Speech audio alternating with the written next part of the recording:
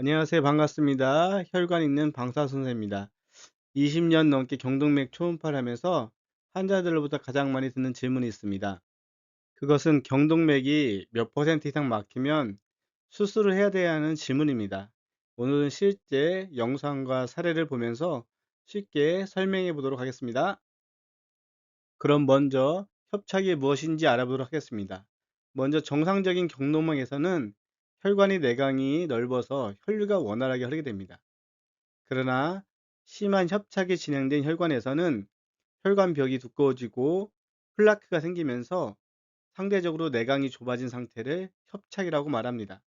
중요한 것은 플라크가 있다고 해서 모두 다 협착이라고 말하진 않습니다. 그럼 제가 실제 검사한 초음파 영상을 보며 쉽게 설명해 드리도록 하겠습니다. 먼저 좌측의 두 개의 영상은 70대 초반 남성의 경동맥 초음파 영상과 심장 CT 영상입니다. 이분은 2018년도에 최초 검진센터에 내원해서 검사했을 때 경동맥, 뇌경동맥의 36.6%라는 협착 진단을 받았습니다. 종합검진을 했기 때문에 같은 날 심장 CT 검사를 선택 검사하셔서 심장에도 경미한 심근경색이 있음을 발견하였습니다. 하지만 이분은 꾸준한 콜레스테롤 관리와 약물 치료를 함으로써 최근에 검사한 거에도 협착에 유의한 변화 없이 잘 관리되고 있음을 알 수 있었습니다. 그리고 우측에 있는 영상은 50대 초반의 여성 영상입니다. 이분은 2026년 6월 최근에 처음 검진센터에 방문해서 경동맥 초음파를 처음 실시하였습니다. 이분은 55.6%라는 50대 초반 여성치고는 꽤 높은 중등도 협착을 가지고 있는 것으로 발견되었습니다. 이분은 평상시에는 혈액 검사만 하고 경동맥 초음파는 본 검진센터에서는 처음이었습니다.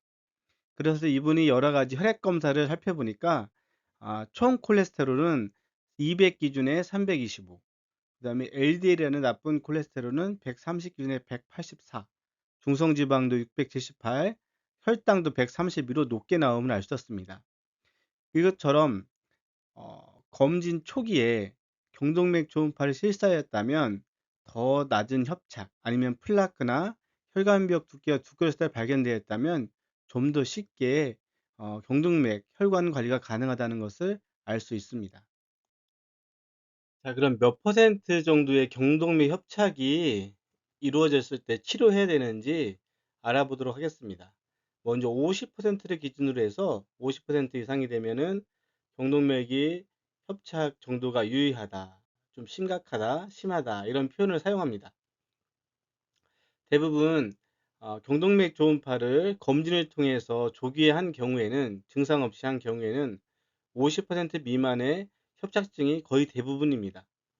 그러나 증상이 있어서 검사를 하게 된 경우에는 50% 이상 또는 70% 이상의 협착이 심한 상태에서 발견된 경우도 많이 있습니다.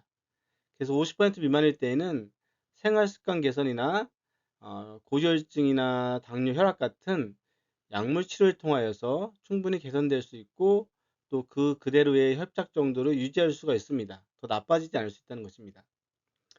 하지만 50% 이상의 협착에 대해서는 그 협착 정도만 가지고 치료를 하는 것이 아니라 증상과 여러 가지 검사를 종합적으로 평가해서 치료하게 됩니다.